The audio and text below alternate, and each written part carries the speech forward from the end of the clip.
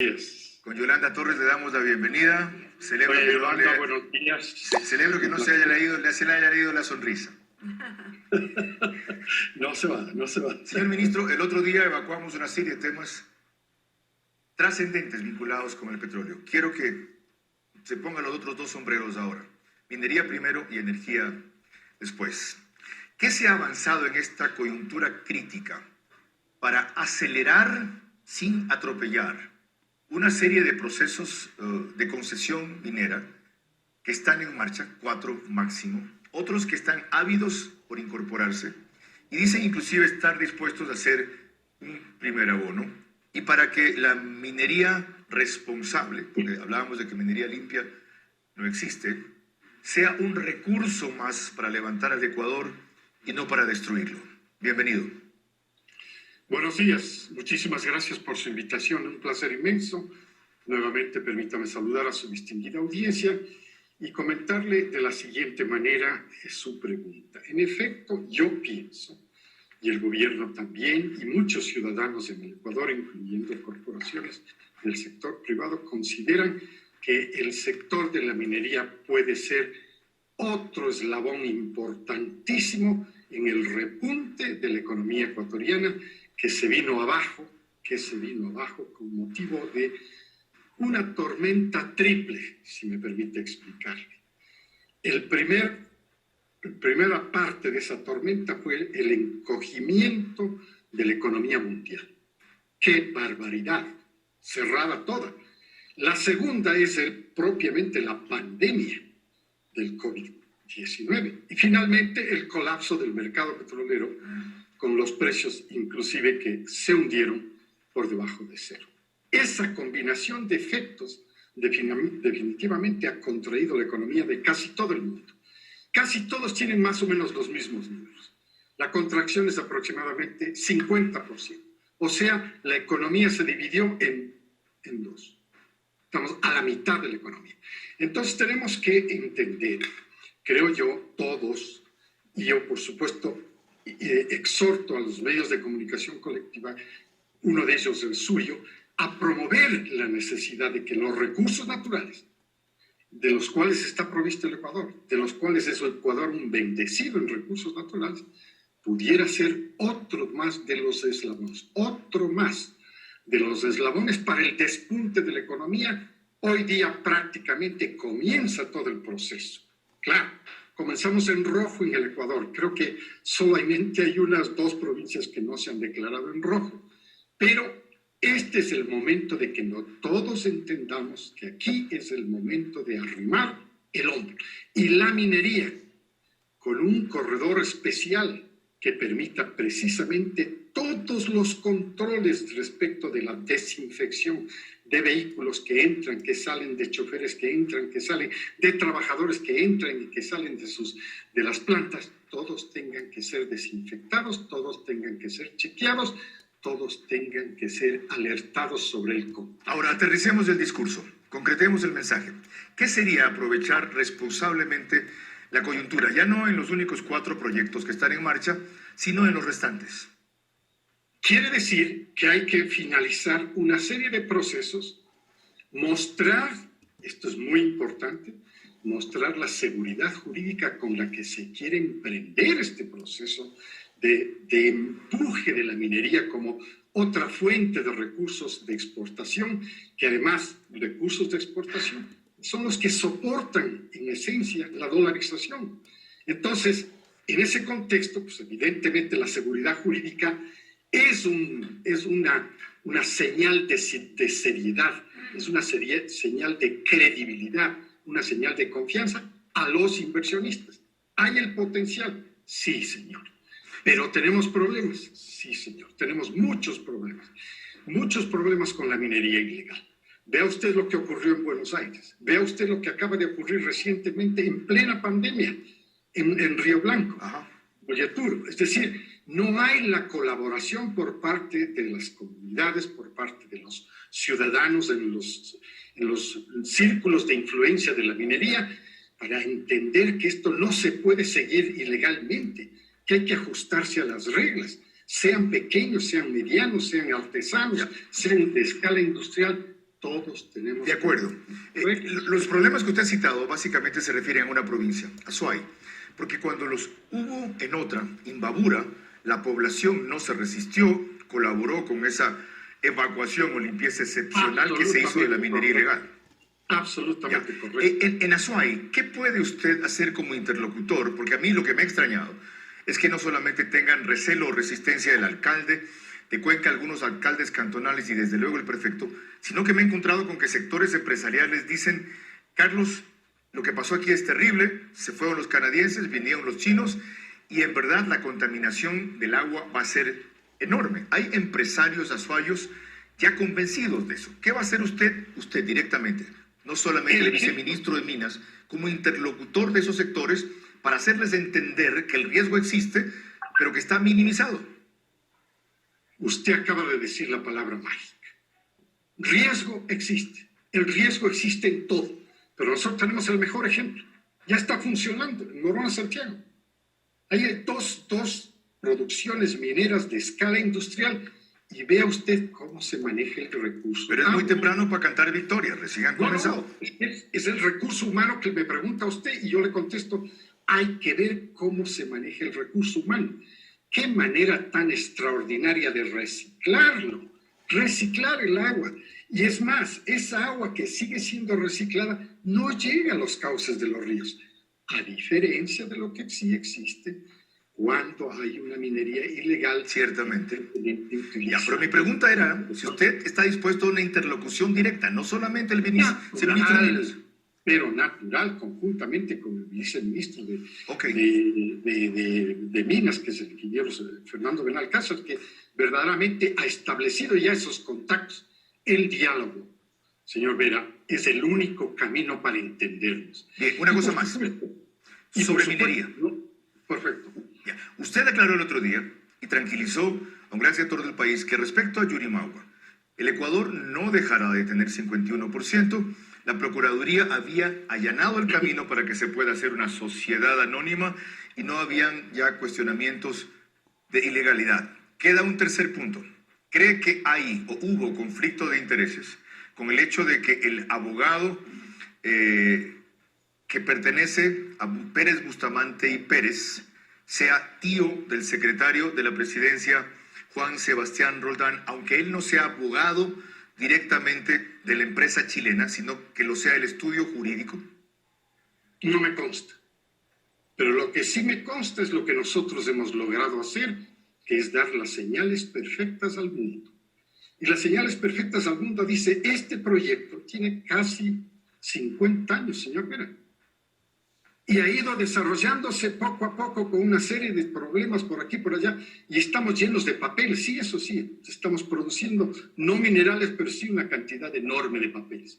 Muy bien, se ha podido allanar, como usted dice, permítame tomar esa palabra, porque para eso existe el abogado del Estado, el abogado máximo, que es el Procurador General del Estado, quien da el curso. Este es el camino. Ahora, sin la menor duda, pues hay personas que piensan distinto y hay que respetar ese pensamiento distinto, pero que en este caso el Ejecutivo tiene que aceptar ese pensamiento distinto cuando puede apoyarse, por ejemplo, en un dictamen del Procurador General del Estado. Y luego, si este dictamen tiene otro dictamen ratificatorio y es más, insiste en la posibilidad de que estas asociaciones pueden incluir sociedades anónimas, es decir, le está dando el camino hacia la sociedad anónima, y que dentro de estas sociedades anónimas subraya el hecho de que se debería mantener intacto esta condición sine qua non de la mayoritaria. Ingeniero René Ortiz, ¿tiene Yolanda Torres una preocupación adicional de minería? Le decía que tiene Yolanda Torres una preocupación adicional de minería, y le recuerdo que el secretario general de la OPEP es quien está al frente nuestro, es ministro de Energía y Minas del Ecuador, más de 25 años de experiencia en la industria petrolera, gas y de energía, reconocido especialista en la industria de la energía de Ecuador y algunos países de América Latina, Medio Oriente y Lejano Oriente. Son las 6:25, estamos en emergencia nacional y continúa Yolanda Torres. Ministro, buenos días. ¿Se ha contemplado la posibilidad de implantar una refinería de minerales en Ecuador para que no suceda lo que tradicionalmente ha pasado en petróleos? Que simplemente nosotros exportamos la materia prima. Estamos exportando en bruto, prácticamente, y haciendo controles aleatorios de lo que sale. ¿Qué posibilidad hay de refinar? En efecto, usted ha tocado un tema muy importante. Yo creo que la aspiración de cualquier país que está dando los primeros pinos en la industria de la minería de escala industrial. Esta industria de la minería de escala industrial definitivamente podría verdaderamente abordar el tema de una refinería de minerales, para poder refinar todos esos concentrados de minerales y transformarlos en lo que son, en oro, en plata, en molibdeno, en todos los minerales que se extraen dentro de esos concentrados. Ese sería el objetivo ideal. ¿Cómo se da ese objetivo ideal? Cuando existe la suficiente oferta. Entonces, como le decía, estamos entrando en el proceso de impulsar la minería de escala industrial, pero a como dé lugar. Y hay el interés en el mundo sobre este país. Y hay el interés sobre provincias que han sido identificadas claramente como provincias con gran potencial minero. Ese es el camino y nosotros lo estamos impulsando. En otro tema, con la capacidad instalada, ministro, que tenemos del sector energético, ¿no han visto la posibilidad o la viabilidad de bajar las tarifas eléctricas para dos importantes sectores? Estamos hablando aquí del sector de la producción, grande, mediana y pequeña, y también para los sectores más empobrecidos del país, con el objetivo de reactivar la economía.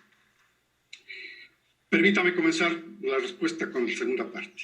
En efecto, existe ya una mecánica para atender a esos sectores muy vulnerables de la sociedad. Se llama la tarifa de la dignidad.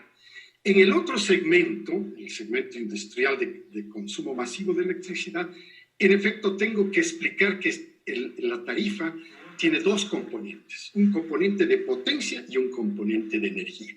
Evidentemente, el componente de potencia es el que está. Permítame hacer una ilustración un poquito así coloquial. Por favor. Cuando una persona entra en una habitación oscura, busca el switch con el cual prende la luz. Esa disponibilidad en el switch es la potencia que existe y hay que pagarla por eso. Es como el costo fijo. Levanta el switch y se prende la luz de la habitación. Ese instante se convierte la tarifa en potencia. En energía, y ese instante tiene otro componente. Entonces, la tarifa propiamente dicha sí tiene que ser examinada. Yo sí estoy de acuerdo. Tiene que ser examinada. Quería hacer esta explicación de que tiene estos dos componentes, el de potencia y el de energía. Pero, en mi opinión, sí tiene que ser revisada, y más aún, ahora que nosotros estamos emprendiendo en toda esta campaña gigantesca para reabrir la economía de Ecuador, la tarifa eléctrica de consumo también tiene que ser revisada. Ministro, ¿han revisado los contratos de exportación de energía efectuados por el gobierno anterior que de alguna manera, según los expertos, favorecen más a los compradores que al propio país, Ecuador? A ver, afortunadamente, 97% de la energía eléctrica que genera Ecuador es hídrica. Es muy interesante, es 97%. Y solamente tenemos un 3% un remanente que se utiliza como backup de energía térmica. Y por supuesto, dentro de estas también están las energías renovables que también están siendo impulsadas. Todas ellas, fotovoltaica, wind power, todas esas están siendo impulsadas.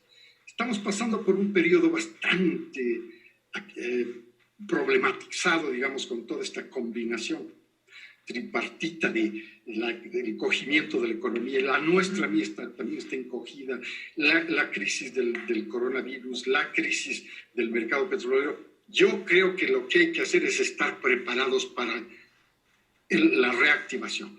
Preparados quiere decir, no se puede quedar uno dormido por el hecho de que quédate en casa, cualquiera de estas observaciones que hacen de confinamiento o de distanciamiento. Hay que empezar a prepararse para que el momento en que empiece a despuntar la economía, todos estamos alertas. En la venta solamente vendemos a Colombia y lo vendemos bien. Es un buen precio el que O sea, se ¿usted paga está de con acuerdo en que estamos vendiendo es a un un buen buen precio. precio? Sin Un precio embargo, competitivo, imagino yo. Sí, es competitivo con el mercado. Evidentemente, nosotros somos los proveedores de Colombia, de un segmento de todo el consumo colombiano de electricidad, pero por supuesto, la observación por usted señalada me lleva a que yo precisamente pueda reunirme conjuntamente con los proveedores nuestros de electricidad para iniciar una revisión también de estas circunstancias de venta de energía eléctrica a Colombia. Y por último, la hidroeléctrica Coca-Cola Sinclair es la causante del desastre de la cascada San Rafael y es el preludio de nuevas catástrofes que puede vivir. ¿Hay algún plan de contingencia con respecto a la Coca-Cola? Excelente pregunta. Nos tiene muy preocupados a todos los ciudadanos. Me tuvo a mí desde el primer instante en que me posesioné. Hicimos los primeros análisis con mi nuevo viceministro de Electricidad, el ingeniero Vintimilla.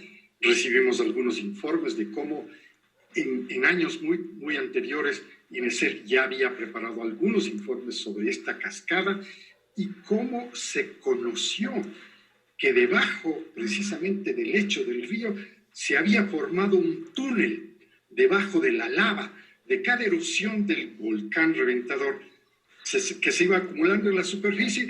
Se había formado un túnel por debajo de este lecho y precisamente hasta la cascada de San Rafael. Entonces, ¿qué es lo que hemos tomado como decisión?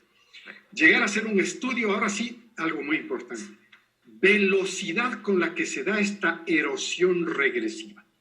Y acabamos de firmar un acuerdo con la Embajada de los Estados Unidos también, para que el Servicio Geológico de los Estados Unidos, que tiene una gran reputación con muchos científicos, también entre a trabajar conjuntamente con nosotros en la determinación de que, primero, la velocidad con que está llegando esta erosión regresiva, que es la que puede llegar hasta las tomas de agua que dan el servicio precisamente a la planta de Coca-Cola Sinclair. Entonces, lo que hay que proteger son estas tomas de agua. Están más o menos a 13, 14 kilómetros, pero queremos investigar cuál es la velocidad con que se está dando esta erosión y cuáles son las medidas que tiene que salir de estos estudios.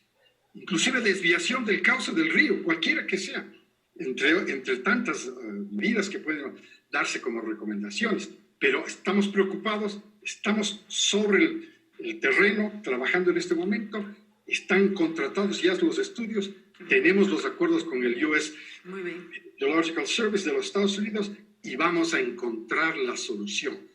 Primero, descubriendo cuál es la velocidad con que está dándose esta erosión regresiva y, por otro lado, cuáles son las medidas que nos permitirían proteger las tomas de agua para Coca-Cola Sinclair. Gracias. Señor ministro, en base a lo que Yolanda le acaba de inquirir, lo que usted acaba de ratificar, denominándolo preocupación, ¿no cree que el Ecuador debe ser un compromiso, no más contratos con empresas chinas? No, yo creo que el Ecuador no puede cerrarse a nadie, y más que todo en esta oportunidad. Yo creo que Ecuador tiene que estar abierto a todo. Nosotros somos un país muy especial en América Latina. Especial porque en Sudamérica, por ejemplo, somos el único país dolarizado. Entonces hay dos fuentes vitales para sostener la dolarización. Son las exportaciones y tenemos que precisamente alimentar todo aquello que significa exportación. Y en segundo lugar, inversión extranjera. Entonces la inversión no la vamos a categorizar. No la vamos a categorizar porque viene de cierto origen, no la vamos a categorizar porque es en esas dimensiones, no. Yo creo que Ecuador tiene que ser lo más amplio, una apertura completa, pero con una calificación previa, eso sí. Y la calificación previa inclusive es del origen, pero el origen del dinero. El origen del dinero para evitar precisamente que haya una serie de corruptelas que se han oído en otras latitudes, como por ejemplo lavado de dinero. Gracias, señor ministro. Toda la suerte que usted se merece y el país necesita. Le ha tocado el peor de los estrenos, pero usted tiene la mayor de las experiencias. Muchísimas gracias, señor Vera. Fue un placer. De verdad le deseo suerte. 6:35.